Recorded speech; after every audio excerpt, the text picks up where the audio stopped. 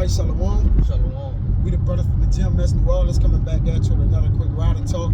Prior to getting started, as we always do, we like to give infinite honors and prayers to Yahweh, Ba'ashim, Yahweh Shah, Ba'ashim, Kapadash. Double honors to the elders and apostles of Great Millstone. Salutation to the Hakims that's pushing the truth and sincerity. Lord willing, this video will be edifying first and foremost to the whole elect, then to those that cleave to the body. And it's going to be a little quick impromptu on the way home about how do the wicked become old and stay mighty in power. Because, you know, as Israelites, and knowing that, you know, we have a kingdom after this one, all right, as it says in our second address, all right, that, you know, Esau is the end of the kingdom and Jacob is the beginning thereof. You know, everyone, you know, the big question in the earth is, you know, chiefly to the Israelites or the men in the know, is how long, all right, how long shall, you know, these things endure? Or how long shall the wicked endure? All right, saying he lived wickedly, right? Should not the Lord cast him down? But they have prophecies have to be fulfilled, and this iniquity has to come to a fulfill, has to come to a full. All right, and then the Lord will be able to judge him. Okay, so can you bring me that? Oh, can you bring that out, brother? It's Job 21:7. It says, "Wherefore do the wicked live, become old, or mighty in power?" Right. So there's a question mark. How do the wicked live, become old, or mighty in power? Because they're not in trouble like the other men. Like other men. All right. They have the best of everything. Okay, and they're living a lavish life, man. You see? But even they growing old. Our, you know, Jake dying young, our children, our young men dying in the streets, amongst other things. And you know, you see a wicked, evil Edomite living long, huh? I can read the NLT too. Come on, you got it. Yeah, Job 21:7 in the NLT. It says, "Why do the wicked prosper, growing old and powerful? They live to see their children grow up and settle down, and they enjoy their grandchildren." Yeah. So they have joy of their children because they're in power. And that's pretty much a perk that comes with being in power, right? To have joy of your children. You know, even though they have ungodly children, they still have joy of them because they're what? They're playing now. They're growing in wickedness, right? They're doing what they're supposed to do as being a what? An offspring of the wicked, of a cursed seed. Their children are cursed after them. All right, and they all are what? They're enjoying the rulership, the spoils of their rulership, man. All right, and look, rightfully so, because we're going to enjoy the fruits of our rulership as well.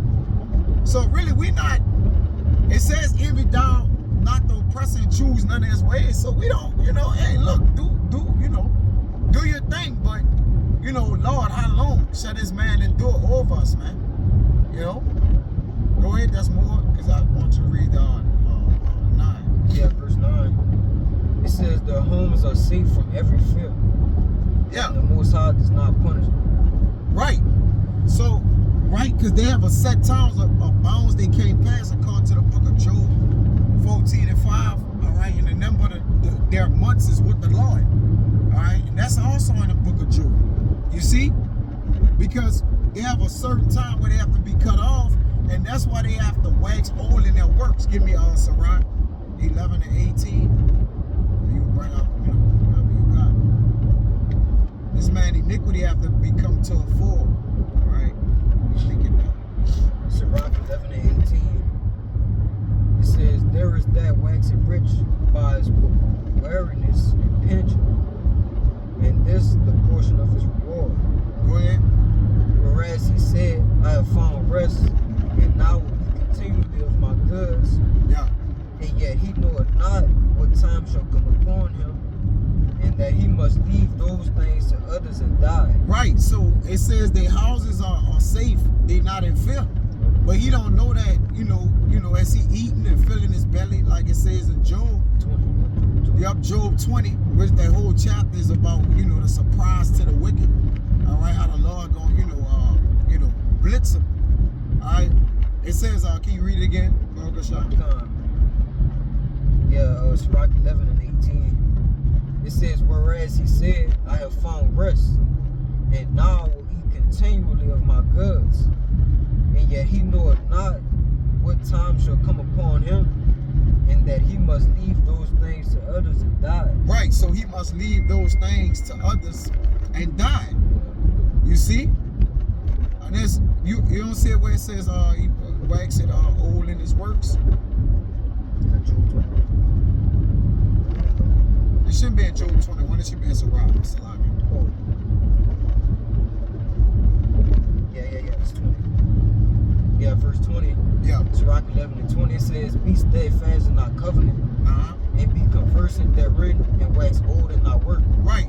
So as we wax steadfast in our covenant, he have made a covenant with debt. All right. And hell, he's at agreement. All right. You know, so he's in this covenant of dwelling in hell. And that, so you know, he have to what? In Revelation 6 and 4, he's that red horse that what? Take peace from the earth. All right, he have to bring evil to pass. All right, ultimately he have to be that man of sin. All right, that have to fulfill that sin. All right, till it reach into the heavens, going into the book of Isaiah. So his time of growing old, all right, him growing old is synonymous with him living out his days. Right? Because the Lord, the promotion neither coming from the east nor the west, but it's the Lord who set him up. Right? Did not the Lord set up the bases of men, going back to the book of Daniel? You see? He set up the bases of men. So they were set up for their time, man, and they're not gonna come down before that. Now they are reaching the end of their empire, and it says they about to celebrate the 250th anniversary of America, which when you look at an empire, that's around the time it take the what for it to fall. All right. So happy birthday, and also happy birthday, death day, because this man has spread wickedness throughout the earth. So how can he continue to exist, saying that the Lord hated sin? All right. Get whole Habakkuk 1 and I think 10, and I'm gonna get this Sirach. I mean this Psalms 37. Huh? No. Habakkuk 1. Thou prepare our eyes to behold evil. Should be around 11. Somewhere right there. Somewhere. Habakkuk. Thou prepare our eyes to behold evil. You can't look us upon evil. This is Psalms. 37. Just put pure eyes to behold evil. It's Psalms 37. 13. Yeah, 1 and 13, or somewhere right there. This Psalms 37 and 35. I have seen the wicked in great power and spraying himself like a green bay tree. All right. It says, yet he passed away, and lo, he was not.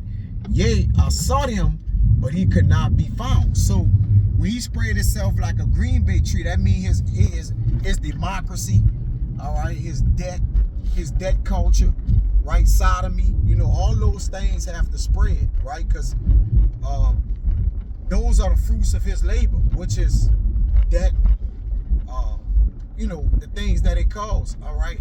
You know, ungodliness, lasciviousness, adulterous, you know, idolatry, right? He had to spread all this evil in the earth. And he could not be taken out of power until those things be fulfilled. And that's why we like, well, you know, well, Lord, how long, you know, on how long? All right? That's how he become old and growing power, man. Because all things have to be fulfilled. All right, as the scriptures say. You got something? Yeah. Bring it out. This is Psalm 73. And let's start that up. I'll just get to the point. Psalm 73 and 3. It says, for I was envious at the foolish when I saw the prosperity of the wicked. And that's right now we seeing the prosperity of the wicked. We seeing this devil in rulership. He's not in trouble as other men. He's ruling the earth with that wicked hand.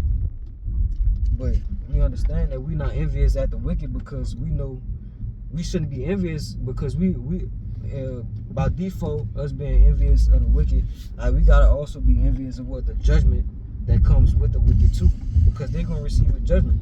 So we ain't envious at the the rulership of the wicked, because we know what's to come of that. All right, it's about to come to naught. Okay, we gonna rule in righteousness. Yeah, there's a benefit for the wicked that's still being charged right now for us, because what they're doing is fulfilling biblical prophecy, which ultimately that plays into the hands of the righteous men of the Lord, man, of Jacob, right? Because the Lord is ultimately judging them, all right, and and through His judgment, He gonna take them down, all right, and that's why it's a blessing. It's a blessing for us to understand and know what the will of the Lord is. This is Psalms 94 and 1. I'm gonna read the 3. It says, O Lord Yahweh, to whom vengeance belongeth, O power to whom vengeance belongeth, show thyself. Lift up thyself, thou judge of the earth, render a reward to the proud. Yahweh, how long shall the wicked triumph? And right in Job 20:5, it says, and 4, have ye not known this of old, that the wicked triumpheth but for a moment? All right, so his little time in power, it's really ain't gonna be. It's not gonna be. I mean, the little time he had to spread wickedness all over the place is not gonna be compared to the amount of time we have in eternal righteousness, man. Yeah, eternity. In eternity, you see, it don't even match up. See, it says, verse 4: How long shall they utter and speak hard things, and the workers of iniquity boast themselves? All right, that's the point. You got the Habakkuk. All right, how long since this man be planted? Like, all right, when is the iniquity gonna come to a full, man? Keep so this Habakkuk 1:13. Habakkuk 1:13. It says, thou art of purer eyes than to behold evil. Yep. And canst not look on iniquity. Go ahead. Wherefore lookest thou upon them that deal treacherously, and holdest thy tongue when the wicked devour the man that is more righteous than he? Yep. See? So the Lord ain't gonna keep looking upon that like that, man. The Lord have worked the work in this day, that it wouldn't be told that we'll raise up from this lower state, where He'll raise up the beggar from the dunghill. All right, this wisdom and knowledge have did this for us, and the Lord have promised us that He'll avenge Himself on our enemies, man, through several books, Revelation, many books, man. All right, He say, I'm gonna give a recompense, a reward. Right, He say He gonna come down on a wicked pate. All right, that's the top of His head. See? You got something else? Yeah. Go ahead. I'll get that Job 20. Go ahead, you got it. Yeah, it's just Job 20:5.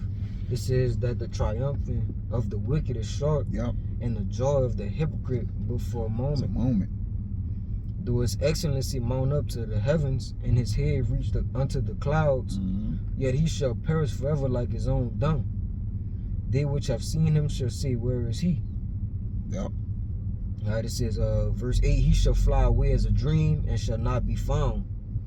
Yeah, he shall be chased away as a vision of the night. Yeah. So the Lord, like, He gonna be a vapor. He gonna be a vapor or a mist, man. Meaning what? He gonna appear one day and then be gone tomorrow, man. All right? He's gonna appear no more head on that serpent, man. All right? And that serpent, it represents Esau, Edom. You see? This Job 21. And no, I read that one. My bad. Yeah, I had read that one. I had bought it out. I was about to bring it out again, but I'm gonna jump to 20. It says His eyes, verse 19.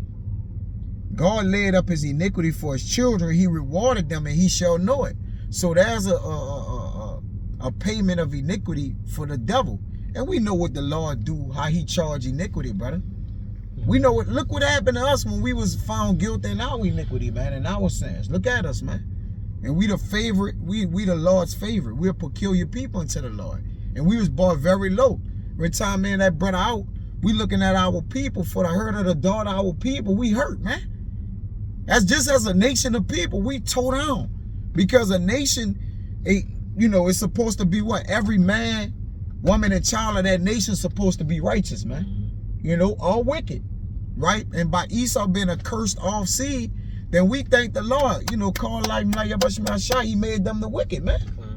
And may they seed continue to be wicked till the Lord put them out of the earth, right? Job 21:20. His eyes shall see his destruction, and he shall drink of the wrath of the Almighty.